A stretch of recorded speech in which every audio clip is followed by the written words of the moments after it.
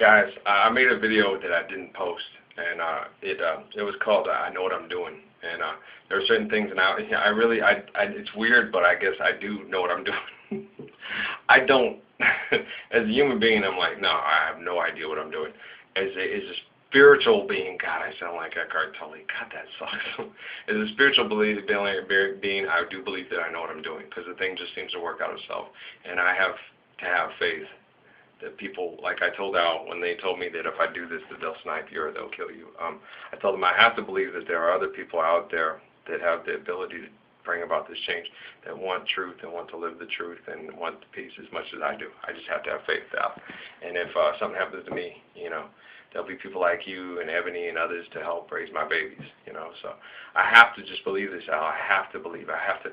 When I wrote down in the parable, and Jesus, Juan was talking to Jesus, and he said, I used to believe that I had faith in God, but I lost faith in my fellow man. And then I realized that God made my fellow man. So in having faith in my fellow man is having faith in God. So if I lack faith in my fellow man, then I lack faith in God. And so I had to, you see what I'm saying? So I have to try. I have to try to believe in you guys. I have to, okay? So I know what I'm doing.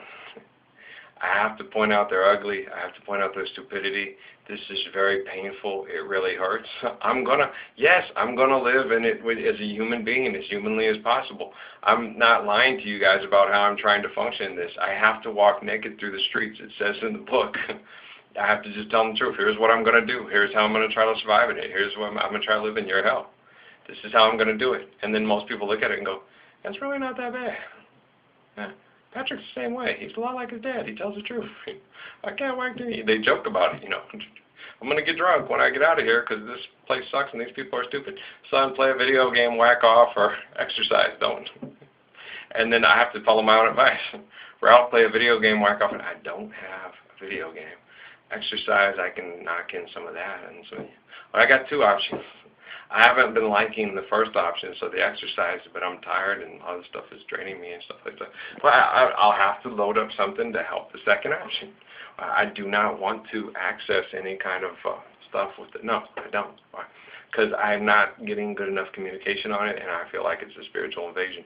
If a woman puts it out there for me to help me out, and then I see it as a favor, like they'll say, now I've seen the sewers of society. I don't see them as sewers of society. I just see the society as putting forth the circumstances in order for it to happen. So I don't see her as a sewer. I see him as the co-conspirator or the, what's that called, the enabler, or not enabler, but a co-dependent in it, So I'm a codependent in it because I live in the society and I helped create it, and I don't have a faithful, loving wife to make love to. I don't have, you know what I'm saying? So it's hard. I'm not looking for somebody just to sleep with. I'm looking for a wife. But if this world continues this way and we have to try to get through it as best as we can, I may just have to find some people like, I didn't like it. I had that at a time. That's when I got that reputation, Mr. John Juan of PRC, Phoenix Reservation Center.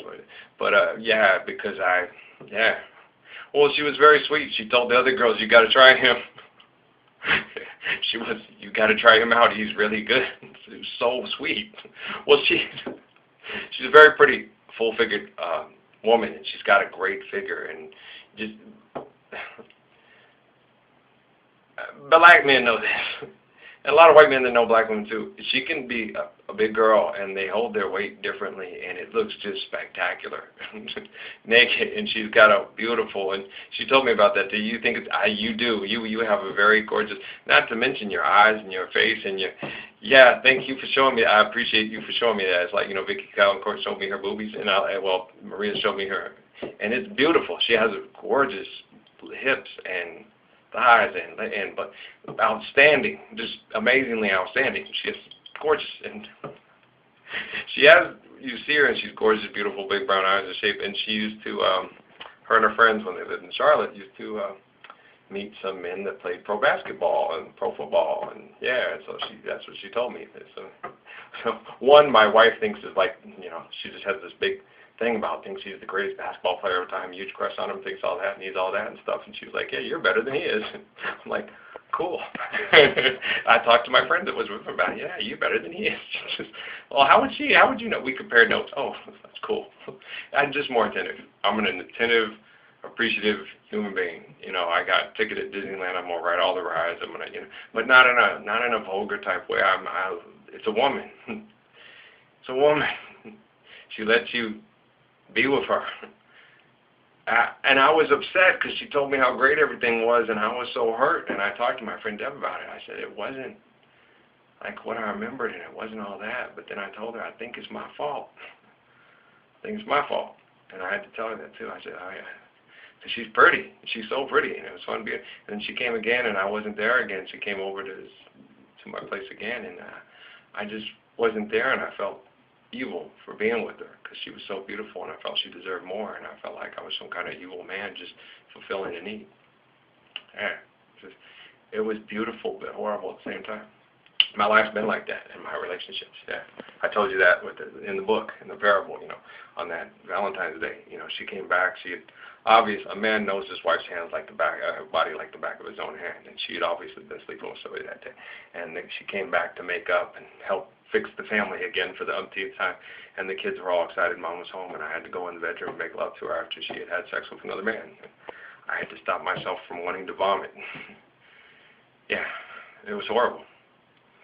Yeah, she used to do it all the time. I had to do it in Wyoming and stuff too, just to try to keep the kids together, because I tried to get professionals to help, and all the professionals in town were against me except for the police department because I stood up for them. Yeah. It's horrible. Yeah. It's not a nice, we don't live in a very nice society. We don't live in a very nice world. You have to just make a heaven out of this hell, like the brothers from Bone Thugs and Harmony said, I'll see you at the crossroads. It's very hard, and that's why when people judge someone like Tupac Shakur or something like that, I get really upset. I do. He's a real dog. He's a real man, and he's a real soldier, and he's a real apostle. Tupac Shakur is something really special, and I think most people that met him and knew him realized it. I didn't. I judged him because I thought John Singleton was kind of a really together guy. And I talked to him that day, and then a lot of other things came to pass, and then I went and saw Poetic Justice. Like, what? This ain't nothing like Boys in the Hood. But then when I went back and looked at Boys in the Hood, it was like thug Negroes against good Negroes. It was bad Negro, good Negro. And he very much stratified the two. I'm an intellectual Negro. I'm a hoodlum Negro that kills all the bad Negroes, kill all the good Negroes. Oh, really? Okay. All the bad Negroes kill all the good Negroes. You sat around while they killed one of the good Negroes and you didn't do nothing about it. All the bad Negroes kill all the good Negroes. Isn't it funny how art imitates life? That's what I thought. I'm a very raw, real person, man, guys. You shouldn't come into the room if you don't want to get your ass kicked. Yeah, this is a very different individual. This is a different human being that you're dealing with. This is a man with abilities that he didn't even know he had, but he always suppressed them his whole life because of what would happen if he brought them out. Yeah, but now that he's out and the dog's off the chain, see why women don't stay with you guys? A real woman can handle me. Oh, hell yeah. There's just not a lot of real women out there that can handle me. What? I'm not meant for all women. There's a lot of beautiful women that just would have trouble having me, but they're very beautiful. But a real woman that's meant for me can handle me. Oh, hell yeah. She can more than handle me. I always used to tell people that too, man. One woman is more than you can handle and all that you could ever need. You could spend your whole life trying to get to know her, trying to get to love her, and trying to experience everything you ever could about her. Because you're constantly changing, she's constantly changing. There's going to be new challenges, new nuances, new things to discover, new things to see. Even if it's a new crowfoot or a wrinkle or something like that, it's something new to kiss. There's something new to appreciate. And as you memorize every line in her face. It's beautiful stuff, guys. I know my stuff is it seems it's twisted and deep. It's life. I'm painting you a picture of a true, real canvas. I'm an honest man. I'm not a bullshit artist. I'm not a... You heard Eckhart Tolle stuff I commented on. That was the biggest crock of bullshit. And then that other guy, I knew I didn't want to go listen to those things with all the women, with the good-looking women and the evolution and this and that, all those people. I knew I didn't want to go look at it. And then when I went, I was like, shit, maybe I'm being judgmental. I'm not. Kick their ass. Here we go. Move along. Next. Shit. When do we get to the good part, Jesus? Soon. Here soon. One more time. I'm gonna smile. I love you guys. Okay. Everybody. I know Ralph. Hang in there. I'm hanging in. I love you. Peace.